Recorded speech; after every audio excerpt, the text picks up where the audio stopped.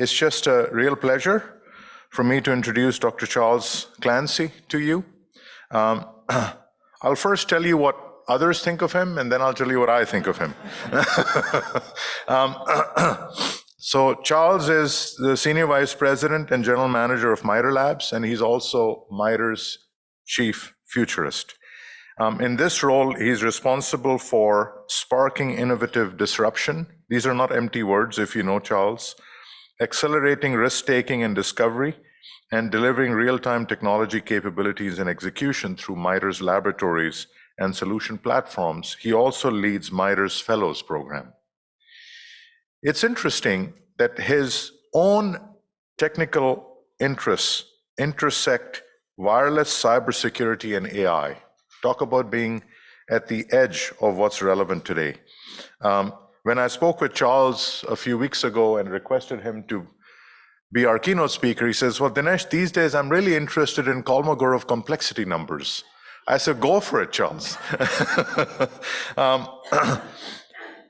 This is what certainly gives me extra pleasure to introduce Charles to you this morning. Prior to the leadership role he currently has at MITRE, he was a faculty member in electrical engineering at Virginia Tech. He was our primary principal investigator at Virginia Tech at the time that the SERC evolved and included Virginia Tech within the SERC. In other words, the role that Laura Freeman is playing now was the role that Charles was playing in those days when he was essentially our primary faculty lead at Virginia Tech. He was also the executive director, and I believe the founding executive director of the Hume Center for National Security and Technology, and has co-authored over 250 patents and academic publications, as well as 6 books. He's founded several venture-backed security startup companies that apply commercial innovation to national security challenges. But most importantly, right after Charles joined MITRE after leaving Virginia Tech, Dr. Paul Kaminsky and I reached out to Charles, and he now serves on the SERC advisory board and is playing a leadership role in causing more of an engagement and interaction between the SERC and MITRE. So with great pleasure, Charles Clancy for our keynote this morning. Thank you, Charles.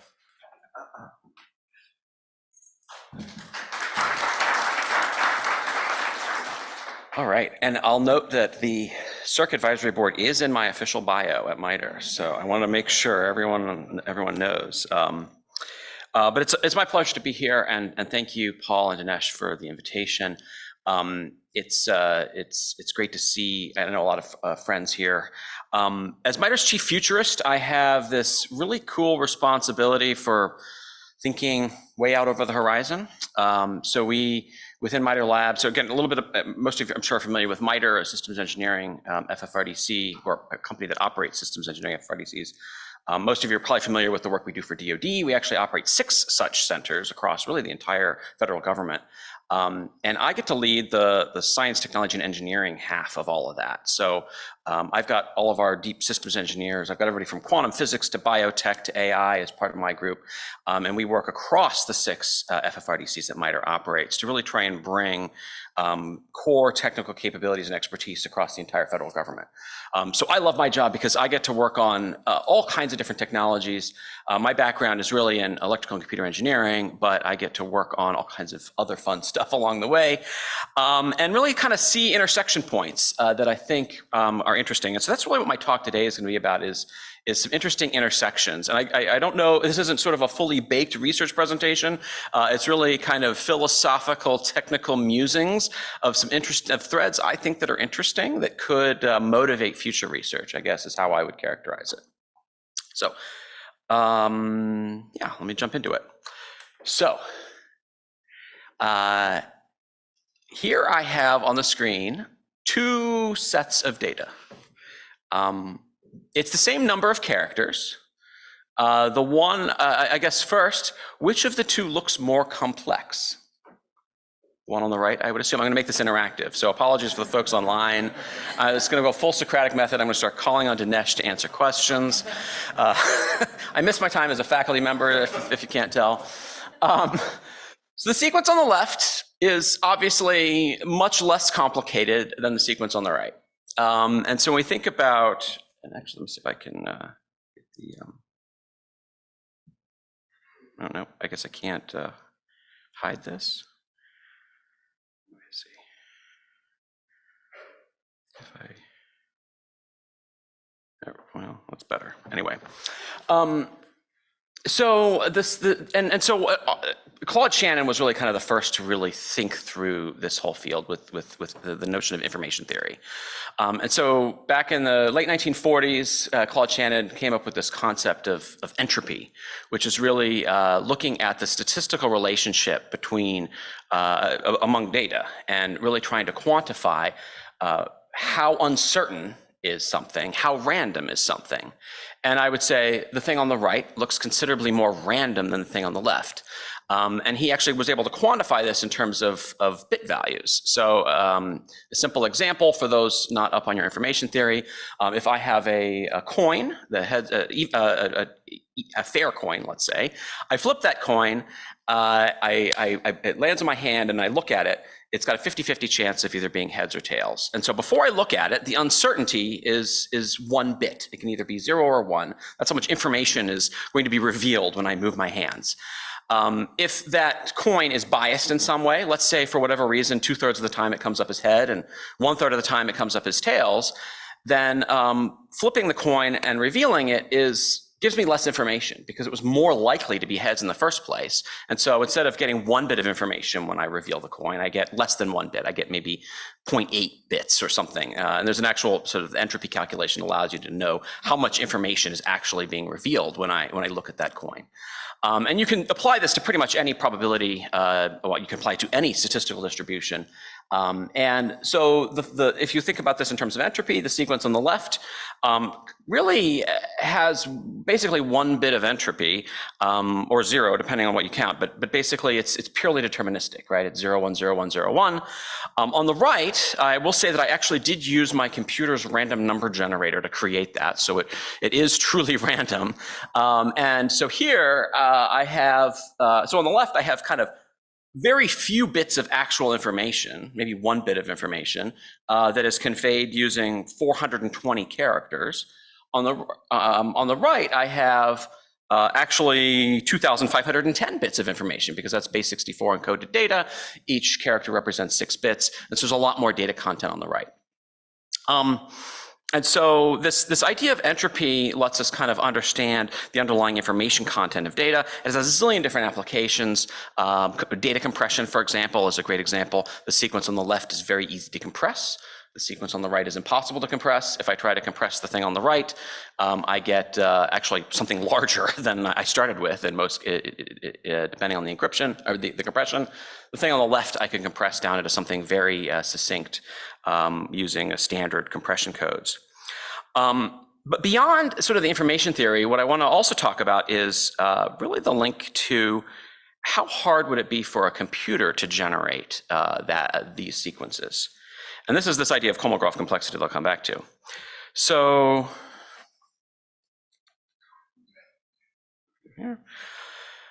If I were to write a computer program to generate these 2 sequences, the first computer program is really only 2 lines of code. I'm going to print out, well, I guess it's for I equals 1 to 210 because I'm printing out 2 characters at a time. I've already found a bug in my code. But I print out the sequence 0, 1, 210 times, right? So I have a very succinct representation of that sequence in the form of a computer algorithm that recreates it. On the right, I have essentially a not so sophisticated computer program because there is no underlying algorithm that I can use to regenerate this deterministically. And so essentially the most efficient computer program to generate the sequence on the right is to just print out every single character, right? And so now I have hundreds of lines of code rather than 2 lines of code to generate that same sequence. So from this perspective, the sequence on the right actually is a lot more complicated because the computer representation of it to recreate it is a lot longer. And let's see. So, anyone know what this is? Fractal. Anybody know which one? This is known as the Mandelbrot set. It's a pretty famous fractal. It is an infinite resolution image. So it's a fractal. So the idea with a fractal is I can zoom in indefinitely and continue to see as much detail and resolution as I want. And so you can go online if you want to play with this. You can find you can Google a Mandelbrot Explorer, and you can actually. It'll render it, and then you can zoom in on different parts of it, and you can keep zooming indefinitely. There is no end to the zoom because the recursive algorithm that generates it will always be able to generate the next level of detail. And the Mandelbrot set's kind of cool because it has this really rich visual image. There's plenty of much less interesting fractals that you could look at, but this one's sort of famous because it can be rendered in a really interesting way.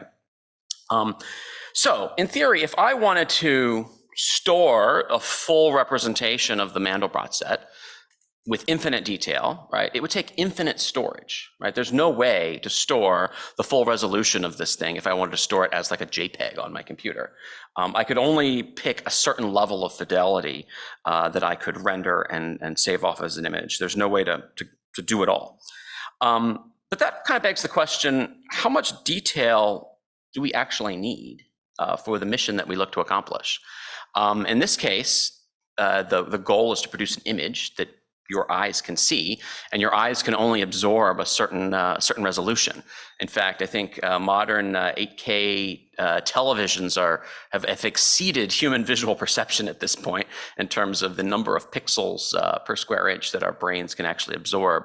And so we're kind of at a saturation point right now in terms of the ability to render video using our eyes as the transmission medium. So if that's our goal, then this, what probably is, I don't know, a couple hundred kilobytes is probably a sufficient amount of data. But in theory, if I wanted to represent it all the way down, then I would need sort of an infinite amount of information. And again, to sort of tie the thread a little bit into the world of digital engineering, I think we could draw some similar analogies with the idea of models and digital twins that we use in digital engineering. How much fidelity do we need in those models? Because in theory, I could build a digital twin that is arguably even has more fidelity in the simulation than the real world does. But at that point, I'm actually simulating quantum physics, and there's sort of diminishing returns at that point. And so there's sort of an interesting question of the balance of how much fidelity you need versus the complexity and the storage capacity associated with it. So, but the Mandelbrot set's kind of cool because I can, this is as MATLAB code. Of course, I'm an electrical engineer, so I don't want any of this Python nonsense. Everything for me is MATLAB. So here's the MATLAB code to generate the Mandelbrot set. Right, so we have something that has sort of infinite visual resolution that can be represented in 15 lines of code, which I find fascinating. And it gets to this concept of I think the universe is maybe a lot less complex than we think it is, because we have insufficient ways of really capturing a representation of what we're actually experiencing. And there's some interesting theory that sort of ties this whole world of algorithmic and computational complexity to that. So that is, like I said, extraordinarily compact representation of something of infinite sophistication. So that gets us to this idea of Kolmogorov complexity, which Dinesh already was providing a little leading hint to as something I want to talk a little bit about. This is something that's fascinated me ever since I took information theory as a grad student. And then when I taught information theory as a faculty member, I felt distressed that when I took it, my professor didn't go into enough detail. And so I spent 2 weeks on Kolmogorov complexity in my information theory class. My students were not enthusiastic about this. I hope the audience here is, because there will be fewer theorems and proofs, I think, in my presentation this morning than you would get in my class. But essentially, let O be the shortest description of a string S. In this case, you can think lines of code necessary to recreate it. We talk about this in terms of a description of string S. And so when we talk about a description, it is a way of describing a particular piece of data in a way that allows you to recreate it with complete fidelity. And essentially, the Kolmogorov complexity is the length of the shortest description of S. Before I was talking about lines of code. You could also talk about it in terms of characters of code, whatever it might be. It doesn't really matter the exact unit, but it needs to measure the length of the description of that sequence. And so the point is, we can come up with descriptions for apparently complex things, but the description of those complex things might be fairly simple. And Kolmogorov complexity seeks to capture that. A couple interesting caveats with it. We say that O of S is the shortest description for string S, but we don't necessarily know if it is the shortest. There could be other descriptions that are shorter. So let's say, for example, on my slide back here, and this sequence on the right, it looks completely random, and I promise I used like my actual random number generator on my Mac to create it. However, I could have used a pseudo-random number generator where I basically just had an algorithm that generated apparently random information, and I'd have to give it a seed as a starting point. In which case, again, a very short computer program could have created this. All it would need to know was the random seed that I gave the random number generator. So things that, again, appear very complex could be very simple. And so, again, just given the sequence, you have no idea if this was generated from a truly random number generator or a pseudo-random number generator. And if you just hand this to if you hand this to someone, they don't necessarily know. If they don't know, how do you know if there's a shorter description? Because I said the shortest description was to just print out the entire sequence. But there might be a much shorter description. There might just be, give this seed to a random number generator and print out the first n bits of data that it gives you. And so this is the challenge with Kolmogorov complexities. We never know if a particular description is the shortest description. There could be a shorter one, and the data could actually be much less complex than it appears to be. Again, similar to the Mandelbrot set, I could give you the JPEG of it rendered, or I could give you the code if you didn't realize that it was a fractal and could be generated from the code. And there's no good way to infer that, right? At least there hasn't been historically, but we're coming up on some interesting times, I would say, in the world of AI, which is where I'm getting to next. Important caveats with Kolmogorov complexity is the invariance theorem. Basically, it says it doesn't matter what programming language you use. You can say, well, I could come up with a shorter description if I used Lisp instead of assembly, right? It would be fewer characters. Well, you still need the Lisp interpreter that will take that and turn it into the runtime execution. And so in theory, it's kind of all the same thing. The point is you can prove that it doesn't matter what programming language you use, what operating system you use. It doesn't matter if you have support libraries that are actually working under the hood, or if there are system calls that are happening to do certain things. Because at the end of the day, all that gunk on your computer that does the compiling, the interpreting, the execution, the operating system, the drivers, and all of this is a fixed size C, right? There's some number of characters that is used to represent the entirety of the stuff on your computer that's necessary to run the program. And as the size of S goes to infinity, the sequences that we're looking at, essentially that becomes negligible. And so the point is, if you look at this from a sort of an asymptotic case, we can kind of ignore the different programming languages because we can just convert between them, and it would be a fixed size C to do the conversion between one another. Of course, assuming you're in a Turing complete compute environment, which is necessary for all this to work. All right. So let's get into some other things. SpaceTime Tradeoff. This is another interesting principle of computer science. SpaceTime Tradeoff basically says that a computer algorithm can sort of arbitrarily trade off processor time for memory. They're kind of interchangeable. And a simple example of this is a lookup table. So if I have some mathematical computation, it takes an input, it gives you an output. If there's only a handful of different inputs and a handful of different outputs, I can build a lookup table that will be able to do that perhaps much more quickly than whatever algorithm was actually running under the hood. So for example, sine and cosine tables are great examples where the algorithm to generate the precise number of digits for sine and cosine might have take some number of clock cycles. But you could, depending on how many bits of resolution you need, you could essentially just store that in a lookup table and look it up as needed. And so that's an example of something that is this whole space-time trade-off. There's also this idea of compressed versus uncompressed data. If I have a large data set, I can compress it. It uses up less space, but it takes up more computational time when I need to access it because I've got to decompress it in order to access the underlying data, and vice versa. Same thing with say, rendering a 3D image. I could, in theory, store those images rather than re-rendering it. Mandelbrot set's a great example where it may take longer to regenerate the Mandelbrot set at a particular set of coordinates than it does to simply have stored images. But again, that's a trade-off you can make. You can decide how much time you want to spend recomputing things versus how much storage you want to use to basically offload that computation into memory. And so we got some interesting properties here. So if your complexity is large, it makes more sense to store the data. Think even just a database. If you've got highly complex data, it's better to store it in a database or some other storage and look it up as needed. So for example, particularly here, creating a computer program to regenerate the data on the right is kind of silly. You might as well just save that in a file and open the file whenever you need that data. On the left, I don't need to store that. It's sort of a waste of space to store that. I can store just the computer program that recreates it. So this concept is sort of interesting because it kind of informs modern complex software system design because it tells you, as you're designing these different algorithms, how much compute do you need, how much storage you need, and how should all these things fit together. So this kind of takes us a little bit more into the system space. So here we have, basically this notion of modern cloud edge computing. You've got kind of core compute capability in a data center.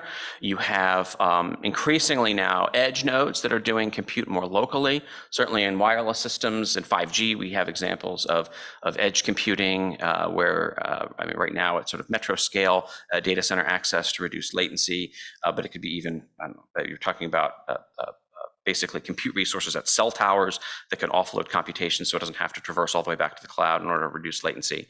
And then you've got the devices themselves. They also have their own compute resources. So consider in the DoD context, you have a drone with a camera on it, and your mission is to identify a certain class of object. Well, it may make more sense to put that object classification algorithm on the drone itself because you can then minimize your bandwidth in terms of data being sent back to sort of central compute. Or if you don't know what you're looking for, you may want to send sort of the full motion video all the way back and allow the cloud to process on all of it and look for lots of different things. But again, the point is you've got this whole trade space. And I would say that early computer scientists thought about this in the terms of purely compute versus processor time. But now with sort of modern cloud, modern software deployments in complex environments, DevSecOps environments, you have this additional kind of component of the communications latency associated with where you do this. Because I've got limitless storage and limitless compute in the cloud. I've got sort of a modern amount of compute and modern amount of storage in the edge nodes, and the minimal amount at the edge. And I've got latency associated with all of the different transactions to get back and forth between them. And so I'd say modern software engineering is really kind of this interesting composition of all of these different themes of if you're designing some complex microservices based architecture, you're deploying it into some sort of edge cloud environment, you've got a combination of low complexity things you're doing and high complexity things you're doing. There's this balancing act of where all of this happens right now. And so I'd say like modern DevSecOps right now is spending a lot of time thinking about system architectures to do this in a resilient way. And of course, in the Department of Defense community, we have a lot of concern about resiliency. So we have additional layer of, well, what happens if those communication links go away? Or what happens if those either edge nodes or cloud resources go away? How do we still execute our mission with some level of fidelity, which is another layer of engineering that goes over the top. But this is kind of where we've been today, and I promise these threads are coming together here in a minute because I'm kind of going off in a bunch of different directions. I'd say AI is fundamentally changing the game because it's kind of forcing us to think about all of these different threads in a different way. So just a little bit on sort of the journey we've been on with artificial intelligence for the last 10 years. AI back in the early 2000s was fairly simplistic. We had chess on our computer that could beat me anyway. I don't know, probably couldn't beat people actually good at chess. But it was fairly simple planning type AI that was predominantly what we saw out in the world. In the early 2000s, we had the rise of neural networks as an interesting new thing that was starting to show promise in new applications. But I can say that I started my career at the National Security Agency trying to apply neural networks to signal data. And I kind of got nowhere. There were certain cases where I could use them in new ways to do processing of data in new ways, but for the most part, it really didn't work because the RF signals were much more complex than the ability for neural networks to actually be able to learn the properties of those signals. So we could use them to do, say, signal identification for fairly simple signals with obvious features, but more complex signals, essentially the neural networks of the early 2000s completely fell apart. A lot of that changed, though, starting in 2012 when deep learning really entered the scene. Deep learning had been proposed for several years, the idea being, well, if we want to basically be able to deal with much more complex data and much more complex systems, we need much more complex neural networks. We need more layers. We need more neurons. And if we do all of that, then in theory we can capture the underlying complexity of say a complex RF signal. The problem was we just didn't have the compute resources to train models of that scale. In the early to mid 2000s, we still were primarily single-threaded, single-core compute that most people had. It wasn't until 2008, 2009 we started having hyperthreading and multi-core, basically because Moore's law ran out of capacity for continuing to increase the clock rate. And then we saw really GPUs enter the scene, mostly for rendering graphics images, but in 2012, we really saw that we could use GPUs for a bunch of other things as well, not just rendering graphics. So in 2012, it really was catalyzed by a professor at Stanford who started a competition for image classification. It was a data set that her grad students manually created by tagging all of these images and labeling them by hand off the internet. The so-called ImageNet database then became the basis of this annual competition around computer vision to try and do image classification. And at the same time, we had accessible, available GPU resources, and we saw a dramatic increase in the complexity of AI models that people were able to train. They had a lot of data and they had a lot of compute, and it really unlocked all kinds of possibilities. We went from 13-layer neural networks to hundreds of layers of neural networks in terms of the complexity of the neurons. We went from this example here, just a sort of stock image, but that happens to have 24 parameters in it. You can see there's 24 neurons. Each of those neurons learns a weight by being exposed to a bunch of data over time. And then it's basically the whole network consists of these 24 values of the parameters. There are obviously much more complex models as we've seen over the last 10 years come into existence. So if we look at modern neural networks, they have astronomically increased the number of parameters. The early ImageNet examples, again, we're talking about tens to maybe hundreds of parameters. GPT-3, which is among the most sophisticated language models, has 175 billion parameters. And note that it is a massive increase in the number of parameters from its predecessor. So let me talk a little bit about some of where we are with modern AI models. Basically, the big hyperscalers have spent a lot of money on baking these massive neural networks, and they're applying them to all kinds of fascinating problems. Right? Microsoft is applying them to protein folding. The idea you could take a DNA sequence and the AI model will predict the exact biomechanical shape of the protein or amino acid that DNA sequence would generate. Now we can do it in reverse, right? Where we can take, let's say we need a particular biomechanical shape of a protein as part of some biotech application. We can now feed it backwards through these networks and figure out the DNA sequence that would generate it. right? So these sophisticated protein folding neural networks are now really unlocking the relationship between DNA and organic components. Language models, which are shown here, these are the interactive kind of text generating bots. You give them a prompt, they then will create text in response to that prompt. GPT-3 is the newest one, and it's pretty remarkable the sorts of things you can do with it. And I think actually just recently it's been made more broadly available for people to go off and play with. Originally it was locked down because they were concerned that it would be used to fuel disinformation, because you could create synthetic news stories about anything you wanted by just giving it a prompt, and it would create a New York Times style article that basically said at a high level what your prompt told it to. And then the idea was that it would dramatically increase the pace at which misinformation could be generated and look authentic. We haven't really seen that happen, at least we haven't seen it applied in that way. But there's all kinds of other crazy applications of things that people are doing with GPT-3. One of my favorite examples is they've been, think about it, I mean, many people here I'm sure have either interacted with a Google Home or a Siri or an Alexa, right? And sort of these chatbot interfaces where you're communicating with some AI intelligence, right? GPT-3 is an example of the sort of high-end intelligence that could sit behind that, that's able to, in a sophisticated way, answer or communicate in many, many fascinating ways.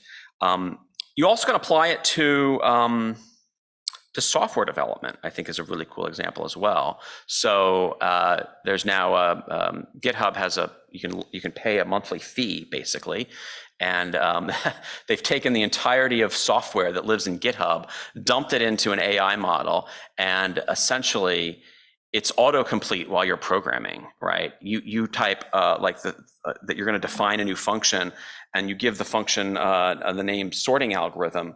It automatically completes the entire rest of the function based on learned knowledge of software that lives in GitHub. So like this whole idea of programming is kind of turned into really high level construction, right? We're at the point where you can kind of give a high level description of the code you want, and GPT-3 will be able to synthesize the code, write the code for you under the hood. Which is, again, a fascinating advancement in terms of the interaction between computer software and AI. There's other examples where people have actually given GPT-3, they've hooked GPT-3 up to an interpreter. And so if you ask GPT-3 a question that so it's trained on sort of the entire body of knowledge of the internet, but there's certain real-time information it doesn't necessarily know. So you could ask GPT-3, what color is an elephant? And it would respond back gray, but you couldn't say, what's the current S&P 500, right? Because that is real-time data that isn't necessarily resident in its trained network. However, people have now shown that you can, for questions that GPT-3 couldn't answer by itself, GPT-3 can write computer code that would go off and find the answer to that question, execute the code, and then tell you the answer. So this is a little bit concerning because I'm worried now like AI is breaking out of the virtual machine at this point, because once you basically tell AI that it can write its own code and execute it, I don't know, the robot apocalypse I think is on the horizon. But it's fascinating. So basically if you say, what's the current S&P 500, it would write a chunk of Python code that would go off and create a GET request to some website that had that knowledge. It would then execute that code, which would fetch the data from the website, and it would then read you back the parsed output all automatically, and it generates the code to do that automatically. And so again, there's these fascinating intersections between software and AI that are emerging right now. There's also, of course, lots of questions around at what point is our AI going to be sentient or conscious? There was, I think, about 6-8 months ago, a whole flurry online around concerns that AI had already sort of tipped the scales and was smarter than us, and then a lot of pushback around that. A Google engineer famously posted a transcript of his chat with Google's AI language model that was a little dystopian. The AI model was basically expressing loneliness and depression when people weren't interacting with it. And it was sort of a fascinating, again, I'm not ascribing Google's language model to actually being sentient, but if you read the transcript, it's like, I don't know, kind of a fascinating journey into kind of where we are at this stage in the world of AI. Of course, Google executives push back, like, no, it's not sentient. It's just a bunch of trained neural weights living in the cloud. Well, I would argue that's kind of all my brain is as well either, although not in the cloud. Maybe one day, I don't know. We'll see. That's a whole other talk about transporting our consciousness into the cloud.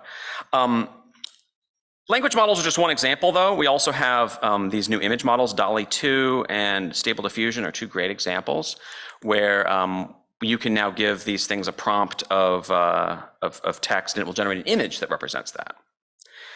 And again, the quality of the images that are coming out are getting crazier and crazier in terms of just the fidelity. They still can't quite get fingers right. Everything seems to still have 6 fingers. But anything else, it seems to do a good job at generating. I'll also point out that it takes tens of millions of dollars to train these models. Right? If you have 175 billion parameters, you have terabytes and terabytes of data that you're training it on. And just in energy costs alone, you're spending tens of millions of dollars in energy to power the GPUs to train these models. But the interesting thing is once you train the models, you can run them on your computer. So actually my laptop's in the car. I've got my tablet here, but I have one of the Mac M1 laptops. And I downloaded and installed Stable Diffusion on it, which is one of the high fidelity image, text to image generating algorithms. And okay, I didn't train the model, right? Somebody spent tens of millions of dollars training in the cloud already, but the runtime environment, the train network, will run in real time, pretty much on my laptop. The only spec is they want you to have 10 gigs of RAM. Again, getting back to the compute versus storage trade-off, you need to consider a lot of memory to do this. And I kind of find this interesting because Stable Diffusion can generate kind of any imaginable style of art. It's been trained on all the images of the internet ever, and it can create kind of anything you ask of it. And so it's fascinating that for 10 gigabytes of RAM, I can essentially store the entire visual knowledge of a species, right? If you think about it.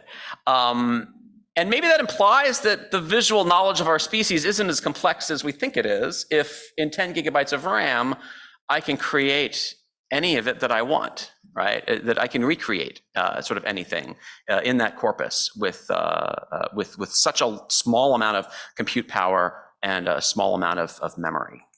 And I find that to also be sort of a fascinating sort of question about the complexity of everything that we live in. Someday we'll discover that this is all a simulation and we're all running on some guy's laptop. All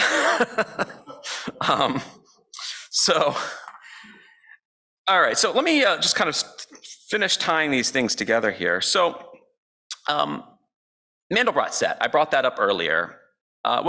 Less than a year ago, somebody showed that they could train a recurrent neural network to actually uncover the latent structure of the Mandelbrot set. And so rather than, and as I said before, there was previously no way of taking some image that had a lot of visual complexity and having a way to know the minimum description length of that image. There was no way to figure out the Kolmogorov complexity of that image unless you knew how it was created, if it had a certain level of apparent complexity to it. But I would say that AI has somehow changed the game there, right? We are now at a point where recurrent neural networks, which is basically, this neural network here is overly simplistic, but everything is sort of feed forward in this network. You can have networks that have feedback loops in them. And once you have feedback loops in the network, you actually can then have storage and statefulness of the networks. And it's been proven that once you have storage and statefulness within your neural networks, the neural networks themselves are Turing complete. So any piece of software that you could write code for, you actually could train a neural network to do, because the neural network itself is Turing complete. And so once your neural networks are Turing complete, then in theory, there's nothing to prevent it from learning any arbitrary piece of code based on the data that it was provided. And so, like I said, less than a year ago, this is some guy's blog. I just screenshotted last night. But he went off as a little side project and said, hey, I want to see if I can hand fractals, images of fractals, to a recurrent neural network and see if it can figure out the computer code to do it, and did. So again, this fascinating leap that I don't think we realize has happened, where the complexity around us, AI is sort of figured out, isn't really as complex as we think it is. And we, for the first time, have sort of generative algorithms that can take the complexity around us and reduce it down into a compact representation in a way that we never could do before. And I personally find that fascinating, and I think it's going to be transformative to a whole bunch of different fields, not just, I don't know, image search on the internet or things like that. I think, again, there's a sort of profound consequence. Sort of taking this to the world of systems engineering, we have an example here of sort of the simplest of systems, at least as depicted. This is a very simple feedback, sort of control theory feedback loop, where you have some controller. The controller is sending some actuating signal into the plant. Of course, the plant is the system that you seek to control. It has both its own things that it's doing that are controllable, but it also has externalities that are affecting it. And the goal of the controller is to make sure that the plant is in control, and that its output is as expected. The output then goes back through some sort of feedback, and then from there you can that feeds back into the controller, and the controller can then manage the plant. Very simple sort of linear feedback control process. And again, for basic things here, like for example, if your feedback is too slow, then that can cause problems. You can end up with oscillations where you get the feedback too slow and then you react and then you overreact. It's like I don't know, when you're first learn to drive, you often will overcorrect in your steering. You have to learn to sort of damp your control process when driving. These are all aspects of modern control theory. And we can basically write differential equations to control all this for simple systems that have differentiable impulse response transfer function type things. But there's an interesting thing here. So assuming this is a much more complex system, there's this idea of the law of requisite variety, which basically says that the optimal controller must have the same system complexity as, or must be at least as complex as the system under control. So if you want to be able to optimally control any process, the controller itself needs to be as complex as the system you're controlling. And I'd say for many years, that's really not been practical. Because imagine any complex system that has all kinds of externalities that affect it. And we can come up with sort of nice differentiable approximations for the behavior of the system. And we can try and build controllers that assume that. Lots of different fields you can imagine this in. Of course, my background is electrical engineering. I think about this through the lens of communication theory, where you've got a signal you want to transmit through an RF channel. The RF channel we just pretend is additive white Gaussian noise and free space path loss, because those simplifying assumptions allow us to make very simple decisions around the best way to create a transmit signal and the best way to process the signal once it's received. Of course, the real world isn't AWGN. The real world isn't free space path loss. There's all kinds of complexity that we face as an RF signal transits through the air.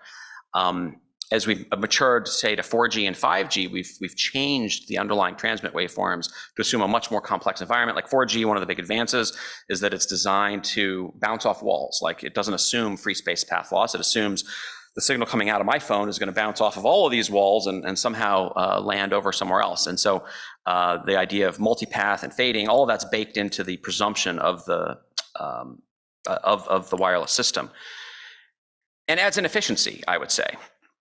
So we're kind of at a point now where we don't have to presume these simplifying we don't have to make these simplifying assumptions about the systems anymore, because we can build controllers that actually can account for a much richer set of things in the environment. Again, going back to the wireless environment, 6G is basically planning to throw away a century's worth of radio engineering and put AI in charge of the entire sort of RF waveform.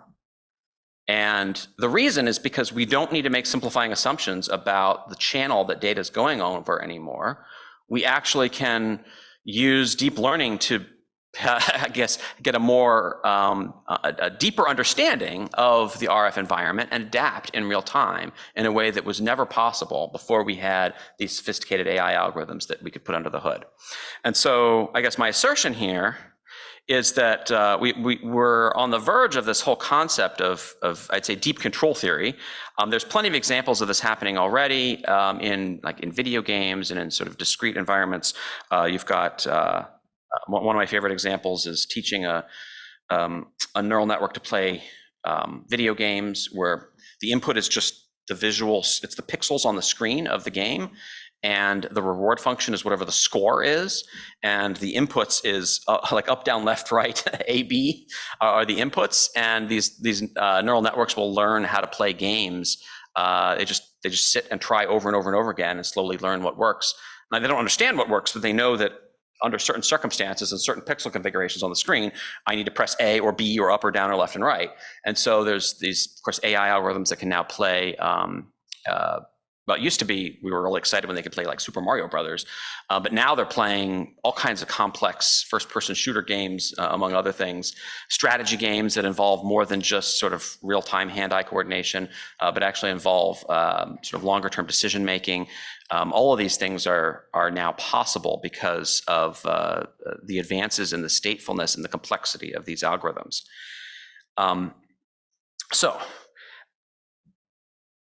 And I guess all of this is now kind of uniquely possible because we have these compact representations. So I guess my concluding remarks here would be that the world may seem complex, but I think AI is teaching us it's not nearly as complex as we think it is, or at least we can come up with a compact representation that gives us 99% of the fidelity of everything around us. Maybe that last 1% is where true art will remain, I don't know. But that compact representation is something that will fundamentally change the way AI and computing really kind of intersect with one another. I would think that essentially machine learning is going to be increasingly part of every complex system that we have ahead of us. And again, as I think about this through the lens of systems engineering for DoD, we're not slowing down, right? Everything is going to have machine learning under the hood somewhere, because machine learning allows these things either at a component level or at a system level or at a system of system level to do things that they fundamentally couldn't before. And in fascinating new ways. As we talk about the design of sort of complex, compute network cloud software infrastructure, right? I think what we're going to see increasingly is, one of the simple fallouts of this is we're going to have machine learning acceleration that's going to be built in as a fundamental building block in kind of all of these systems. Right now, just as an example, as we talk about 6G wireless, right, there's going to be GPUs sitting at the cell tower, partly because they're going to be used for doing the signal processing of the data coming off the cell tower, but also because those same GPUs could host a code that would be part of applications running on top of the network. And so now imagine basically every compute node we have is running some distributed piece of some very large machine learning model. Again, I guess robot apocalypse and Skynet is coming, but because it gives us all these new capabilities that we really weren't thinking about before. So, like I said, and 6G is thinking about this as the design of the network, right? It's going to be AI. So 5G was cloud native, 6G is going to be AI native, and the whole notion is that it's going to be AI first for every single piece of computing. So imagine trying to do, I don't know, test and evaluation on a DoD acquisition of a 6G network, right? It's sort of impossible given the way test and evaluation works today. And then I will point out, though, that I've been talking about all the positive side of this. There's also a lot of downside in that AI and machine learning is really only good as its training data. All of these examples of language models and image generation sorts of things with language embeddings, have horrible sort of issues with them, right? I think GPT-3, when they first unleashed on the internet, like within 5 minutes turned racist, right? I think there's plenty of great examples of, like, if you ask a Stable Diffusion or DALL-E 2 to give you a picture of a successful CEO, it will 99% of the time give you a picture of a white male, right? Just because of the training data that goes into it. And so there's a lot of concern around essentially the AI that's trained on the internet reflects the values of the internet. It reflects the biases of humanity. And there's a sort of an important point right here. We need to decide if we want our AI to really be a reflection of us, or do we want our AI to be better than us in terms of equity and bias and so forth. There's also a lot of concern around assurance, right? So much like any system can be hacked, AI can be as well. And there's plenty of examples of backdooring AI models by poisoning training data sets so that you can get it to give you certain outputs unexpectedly, much in the same way that you could put a backdoor command into any piece of software. You can put a backdoor into AI as well. And I'd say for an overstretched T&E ecosystem within DoD that is, I think, struggling to deal with cyber in general, right? Now we've got a Cambrian explosion of AI that's happening at an exponential pace, and I will just highlight that it will be a huge challenge ahead to figure out how to deal with essentially AI everywhere all the time, and figure out how to kind of manage and engineer those systems in a way that meet assurance levels or mission objectives. All right, so with that, I think I have a few minutes for questions.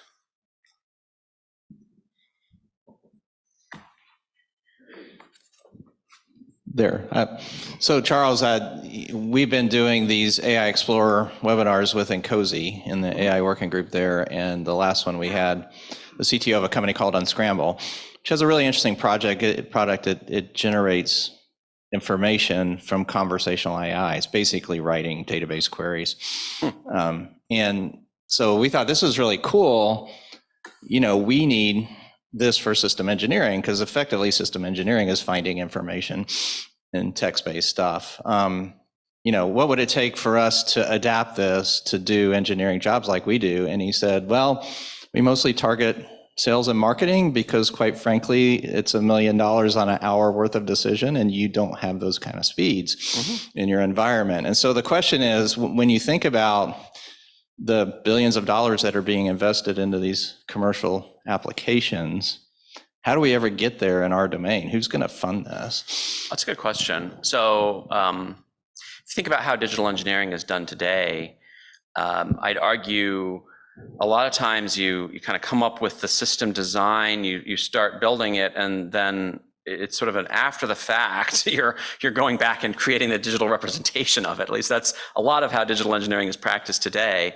And so certainly it would be great if there was an automated way to do that, right? You could imagine an automated way to go from that model back to, or from a written specification back to a model so that you could plug it into some sort of system. I think ultimately in the world of digital engineering, we want to flip that around. I think I did a MITRE seminar recently with Judith Dahlman from MITRE, one of our fellows in systems engineering, and she described kind of modern digital engineering as the typist pool, right? Where you would write a document by hand, and then you'd hand it to the typist pool to type it for you and give you the nice clean version. But that's all sort of happening ex post facto. Today, a lot of times we think about system engineering to a certain extent as this thing that happens after the fact, where you do it because you've got to meet some procedural in a contract, but not because you're like, I'm going to go systems engineer today. No, that should be part of everything that you do. The design tools we use for engineering should include the digital engineering functions. That shouldn't be some separate whole thing. So I could see AI being a useful tool to help bridge how we do what we do today with how we aspire to do digital engineering, for example. I would love to get to the point where we don't need AI because we're just doing it natively in terms of how we do engineering. I don't know if that sort of answers your question.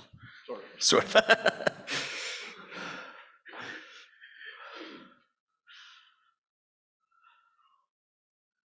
Thank you. It would seem that evolution is vastly more complex than you're making it out. AI takes complexity and reduces. It's not as the universe is not as complex as we think. I mean, you just think about the future of the universe and evolution. It seems like that kind of statement. It reminds me of a poem that Peter Short talked about, that the human mind and the human believe that it's the universe is comprehensible. Sure. And so it just seems like what you're saying reflects that idea, and that the reality, what we call that, is vastly more complicated. Sure. Yeah, and at the end of the day, our brain is the consumer of this. So is the producer of it. Well, through the language, we are, we're the measure of all things in a way. So no, I agree, and I would say that what utility is AI? It's like the example of increasing the resolution of your TV screen beyond what we can comprehend. Right. Yes, there's more complexity there, but if we're the one experiencing it, doesn't matter, I guess would be my yeah. So point. It may be within the context of the human experience, yes. But again, that's unknowable. We don't know how that's going to play out over the next generation of entities and beings. I mean, if we look back, we see how we could have never predicted from the molecules that are made up of us that we're us, and that each individual is even different. So it's a quite amazing thing. I would note that we're not evolving at Moore's law's pace, though. So AI is going to beat us there. Yes. So that's a good question. That's a good point. Sure.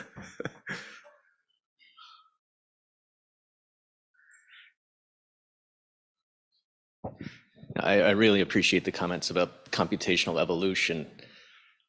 I'm just curious to hear your thoughts on what about computational evolution in the sense of our societal structures, maybe our organizational structures, gaming those potential futures to collectively and democratically decide where do we take our society, or how do we engineer this as a strategic capability to help the freedom-loving people of the world achieve that dream?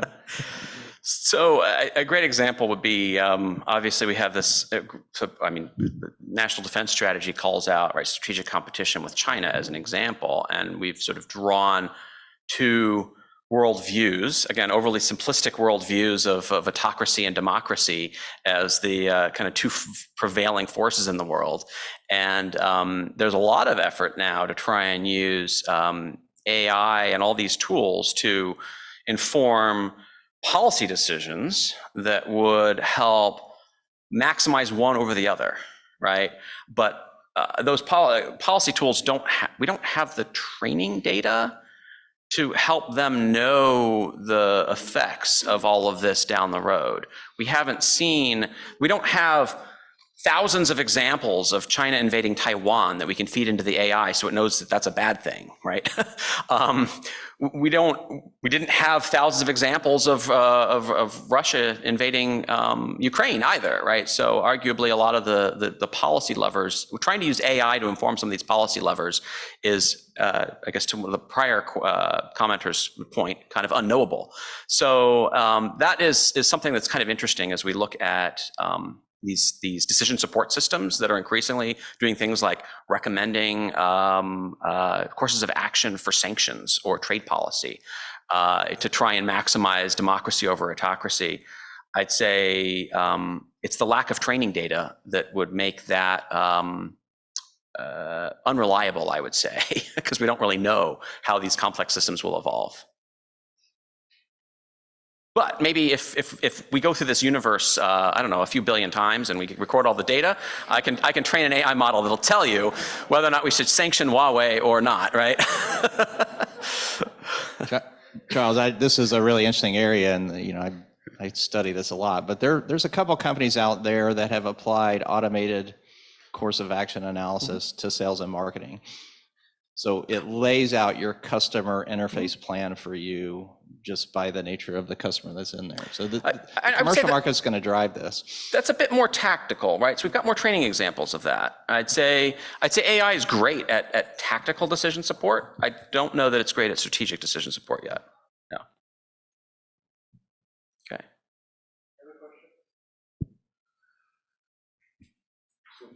Okay. Thank you, Charles.